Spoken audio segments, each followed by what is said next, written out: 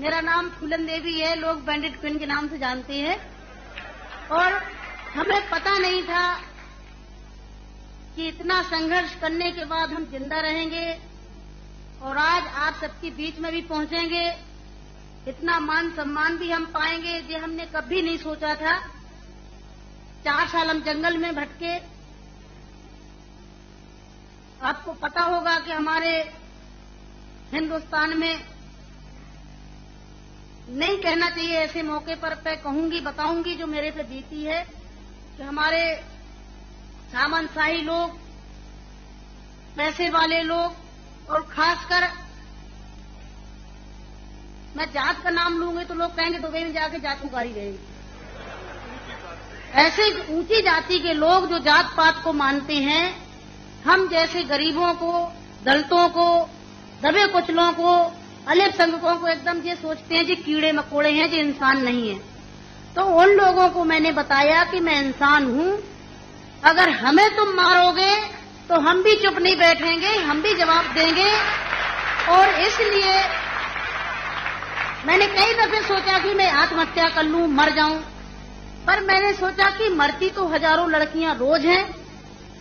बताओ, हमें डाकू के नाम से जानते हैं लोग, डाकू, फूलन देवी डाकू। बताओ, मेरे 4 हाथ पैर हैं।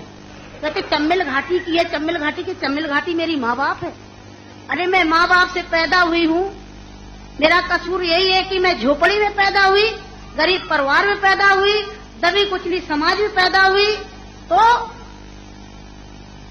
हमें जीने का अधिकार है नहीं। मेरे भाई और बहनों, मैंने कोई बुरा काम नहीं किया।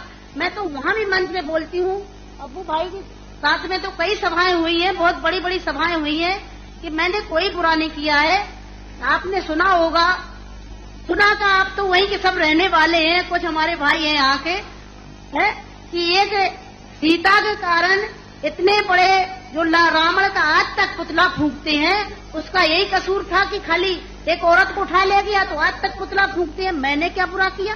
मेरे साथ भी ऐसे रावणों ने अत्याचार किया, मैंने उन रावणों को जवाब दिया। फूलन देवी वो डाकू है, डाकू है।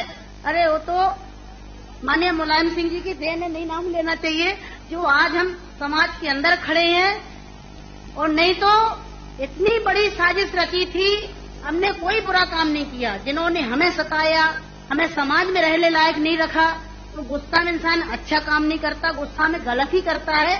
और जो कुछ भी हुआ अच्छा और बुरा सबक सिखाने के लिए कि हम जैसी बहन बेटियों के साथ अन्याय अत्याचार करोगे तो कोई भी महिला घर से बाहर निकल के और अपने अधिकारों की लड़ाई लड़ने के लिए मैदान में खड़ी हो जाएगी। तो मेरे भाई और बहनों, हमें तो डाकू घोषित कर दिया। जब मैं चुनाव लड़ने जाती हूँ तो सब एक ही भाषण रहते हैं, किसी के और कोई भाषण नहीं रहते हैं। बताओ, मैं डाकू दिखाई देती हूँ? क्या होता है डाकू? है, तुमने हमें सताया, हमें लूटा पीटा। डाकू तो वो बेईमान जो हम जैसी महिलाओं को लूटती पीटती हैं। तो मेरे भाई और बहनों, 4 साल में जंगल में भटकी, 11 साल में जेल में रही, और जेल में भी हमें पागलों के साथ रखा गया था। अच्छी जगह नहीं रखा गया, यही पागल महिला थी, पागल महिलाओं में रखा गया था। 11 साल तक हमें जेल में रखने के बाद कोर्ट में पेश नहीं करा गया।